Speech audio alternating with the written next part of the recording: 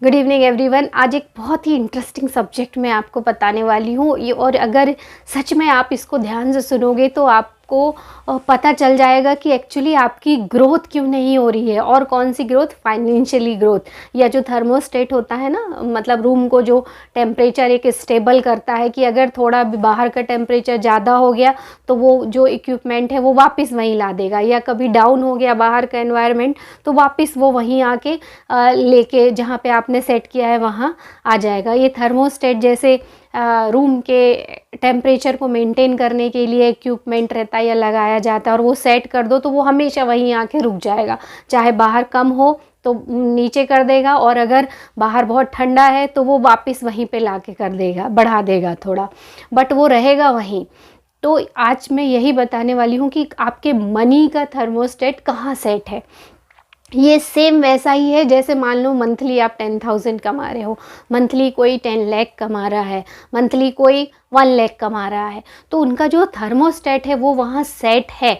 आप कितनी भी कोशिश करोगे, बहुत हार्ड वर्क करोगे तो थोड़ा बहुत ऊपर नीचे बढ़ सकता है, बाकी वो आपके कहीं खर्चे ऐसे निकाल देगा या कहीं कुछ और ऐसा कर देगा। जैसे मान लो आपको बहुत बोनस मिला उस समय, आपके जो थर्मोस्टेट है जो सेट है सैलरी उससे भी कई गुना आपको कहीं से पैसा आया, तो आप कहीं ना कहीं उसको किसी और जगह लगा दोगे।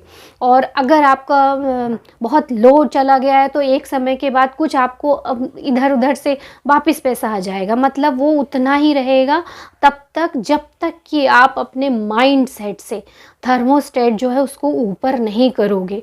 और उसको ऊपर करने के लिए आपको खुद की वैल्यू भी बढ़ानी पड़ेगी, खुद पे भी काम करना पड़ेगा, और एक्सटर्नल तो करना ही है पर उसके पहले मेंटल वर्क करना है।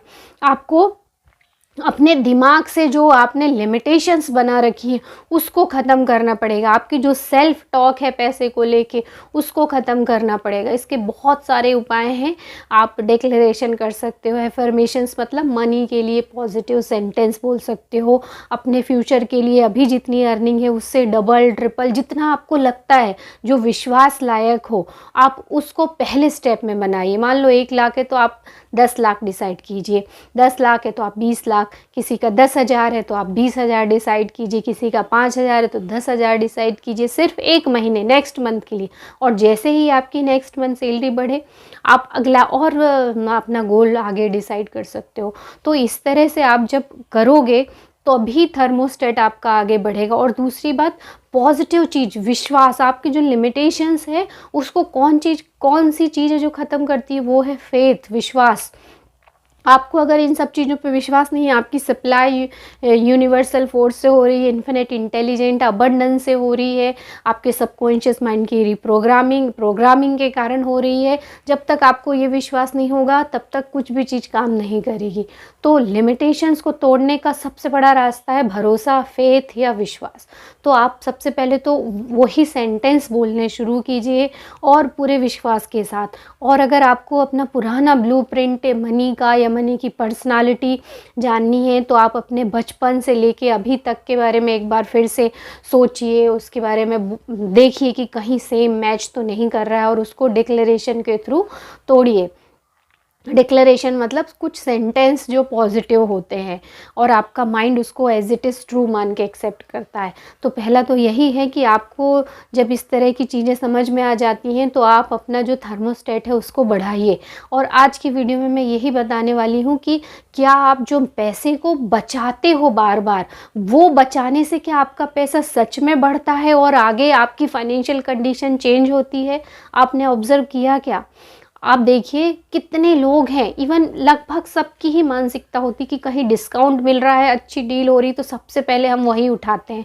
और आप देखिए पिछले कितने सालों में आपने हर चीज़ डिस्काउंट पे ली और या डिस्काउंट पे लेने को प्रेफर किया है। तो आपने ऐसा लगता है उस समय कि देखो मैंने 50% पैसे बचा लिए, मैंने 40% बचा लिए, बट आप एक बार अभी सोच के देखिए क्या उतना पैसा बचाने से उस समय आपकी जो सैलरी है या आपकी जो फाइनेंशियल कंडीशन है वो उसमें कुछ उछाल आया था क्या, या वो उसमें कुछ आपको दिख रहा था, या पिछले इतने सालों से आप वैसा ही लेते आ रहे हो? तो आज क्या आपकी फाइनेंशियल कंडीशन और अच्छी हुई है? क्योंकि पिछले बहुत सालों में आपने पैसा बचाया है, बहुत सारी चीज़ें आपने डिस्काउंट में ली। बच रहा है क्या? बिल्कुल नहीं बचता, मैं गारंटी के साथ बोल सकती हूँ, क्योंकि सबका थर्मोस्टेट एक जगह ही रहता है जब तक कि आप माइंडसेट से उसको चेंज ना कर लो। तो यही एक चीज़ है जो रिच पर्सन और मीडियोक्रिटी या पुअर पर्सन में होती है कि वो हमेशा क्या करता है, पैसे को बचाने के लिए ट्राई करता है, लाइफ लॉन्ग वो पैसे को बचाना ही चाहता है, लॉस नहीं हो। और जो रिच व्यक्ति रहता है वो क्या करता है, वो पैसा बनाने की सोचता है हमेशा। तो उस दोनों की सोच में कितना अंतर हो गया, और यही सोच हमको भी ख़त्म करना है। आप हमेशा अगर डिस्काउंटेड चीज़ें लेते जा रहे हो तो उससे कुछ फ़ायदा नहीं होने वाला। बस आप ये डिसाइड कीजिए कि आपको कौन सी चीज़ें लेनी है और सिर्फ वही लीजिए। इससे आपकी जो है बचत भी होगी, और दूसरी बात, इससे जो है आपका माइंडसेट भी वो ख़त्म होगा जो मीडियोक्रिटी वाला या पुअर लोगों का है कि हर चीज़ डिस्काउंट में मिल रही है। उस समय लगता है बहुत पैसे बचे, बट पैसे नहीं बचते हैं, बल्कि उल्टा क्या होता है, हमेशा सेम वैसी ही सिचुएशन आपकी लाइफ में आती जाती हैं। तो आज की वीडियो में मैं यही मैसेज देना चाहूँगी कि अगर आपको ऐसा लगता है कि केवल पैसे को बचाने से आपकी फाइनेंशियल कंडीशन बहुत अच्छी हो जाएगी, आप बहुत रिच हो जाओगे, तो ये बिल्कुल गलत है। ये हाफ सही है, 50% पैसा बचाना है, बट किस चीज़ के लिए, फाइनेंशियल फ्रीडम के लिए, इन्वेस्टमेंट के लिए। वो पैसा आपको टच नहीं करना, और वही पैसा ग्रो करेगा और वही आपको आगे लाइफ में फाइनेंशियल फ्रीडम लाएगा।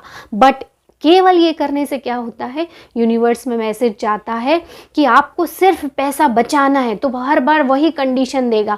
तो आपको उतनी ही आपकी सैलरी रहेगी, 10,000 या 10 लाख जो भी है, और उसी में ही आप बचाओगे और आपको लगेगा कि बहुत बच जाएगा। एक हद तक ज़रूर आपको फाइनेंशियल फ्रीडम मिल सकती है बहुत सालों तक ऐसा करने के बाद। बट आप अभी से अगर इंजॉय करना चाहते हो, एक्सट्रीमली एक्स्ट्रा ग्रोथ करना चाहते हो, तो ये पॉसिबल नहीं है। आपको सेम उतना ही अकाउंट, वैसे ही आपको खुद के लिए उसको प्ले फाइनेंशियल अकाउंट बोल सकते हो, या प्ले अकाउंट बोल सकते हो, या फन अकाउंट बोल सकते हो, सेम उतना ही पैसा आपको अलग एक अकाउंट में रखना है, और वो पैसा आपको हमेशा हर महीने खर्च करना है।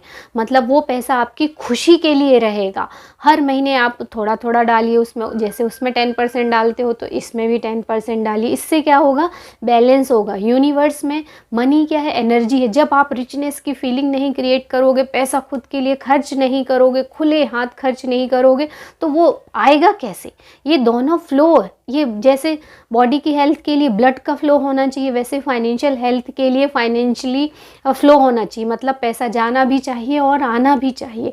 तो जब तक आपको रिचनेस की फीलिंग नहीं, सिर्फ बचाते रहोगे तो आपको रिचनेस की फीलिंग नहीं आएगी। तो क्या अट्रैक्ट होगा, लॉ ऑफ अट्रैक्शन का तो नियम ही है, जो आप फील करोगे वही अट्रैक्ट करोगे। तो खुद के लिए खर्च भी कीजिए, ये अकाउंट भी। और इसको जब आप खर्च करोगे तो आपको कभी लैक की फीलिंग नहीं आएगी, क्योंकि यहाँ ऑलरेडी आपकी फाइनेंशियल जो कंडीशन है वो इम्प्रूव होती जा रही है। ये सारा दिमाग का भी खेल है, और एक्चुअली मैं तो बोलूँगी 80 से 90% जो खेल है वो दिमाग का ही है। केवल 10% जो है वो स्ट्रेटजी का है, और इसमें कोई भी चीज़ बाधा नहीं बन सकती है। अगर बाधा बन सकती तो खुद आपका दिमाग। तो आज से ही या खुद आप ये दोनों चीज़ों को तोड़िए।